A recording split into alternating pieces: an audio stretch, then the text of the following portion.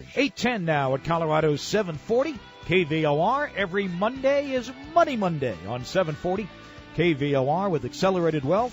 Chris Abeyta, Doug Berkey here with us. Fellas, good morning. And, we always encourage our listeners to email us with their questions at money@kvor.com. Big or small, there's no stupid questions. Chris, I've asked all the stupid questions. so no more stupid questions. Email us because we've got two experts here who can really help you and answer your questions. We received an email the other day that we want to feature, and it says, I got caught on early to the fact that I needed to save for retirement. So I started when I was 24. Not a lot at first, but it became a habit. I always figured if I could get to $1 million in savings, I'd be okay. In my 30s, I got very aggressive with my 401k, as did my wife. Now together, we have a little more than $1.4 million in their 401ks and in their IRAs, and they have no debt, not even on their house. The house is paid for. That's great. They're 61 years old. They're empty nesters. The kids are doing great. So, and thank you, Marty and Kathy, for writing in.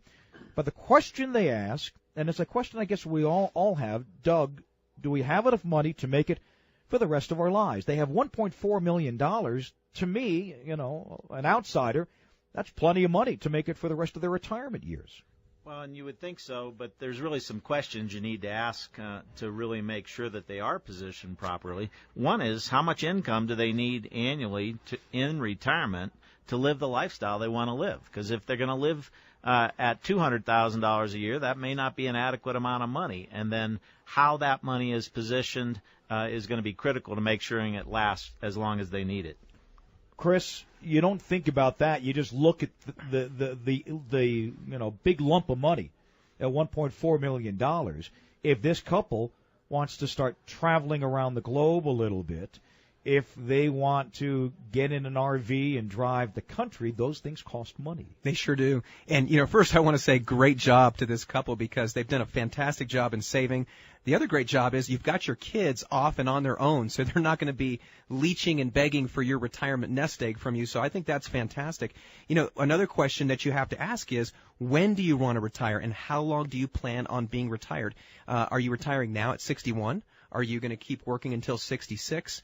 Is there longevity in your family? Could you be alive and be in retirement for 30, maybe even 40 years? So that makes a big difference because $1.4 million sounds like a lot, but exactly what Doug said. If you're living at $120,000 a year or $200,000 a year, or you're traveling, that means you may need more, and we've really got to actually sit down, crunch the numbers, and make sure that you don't run out of money. And isn't there always a danger when you have a large sum of money like that you say to yourself, let's start taking Social Security as early as we can? That sometimes isn't the right answer, is it? Sometimes it's not. Sometimes you're thinking, well, let me get it while it's there because it may not be there. Well, it's probably not going to be there for my generation. I think it's going to be there for this generation for sure. But if you take it too early, you could be leaving tens, if not literally hundreds of thousands of dollars on the table over your lifetime. And, Doug, you're an expert in this. I mean, one of the questions is, do you want to leave more money with the government or do you want more of that money for yourself? Well, and you've worked so hard for your money, you want to take advantage of all of the dollars available to you in the Social Security system. And so one of the things we do, Chris, for folks, as you know, is if we can visit with them and get their numbers, we can actually create a 16-page report for them at no cost that will give them ideas on how to maximize their Social Security. And one of the things that we've seen is that we've never seen a couple that we've been able to get less than an extra $10,000 for. And so far, our record is an extra $208,000. Wow, is that right? Yeah. So, wait. This is $208,000 that they didn't think they had coming to them. That's correct. Yeah. That's very interesting. It really adds up over the course of your lifetime. It really can. And that's why it's so important. Yeah, you've got this pile of money that you've been working for a long time. The hard part is, how do you convert that to make sure it lasts forever? So some of the things that we look at are, first, Social Security. You put into that.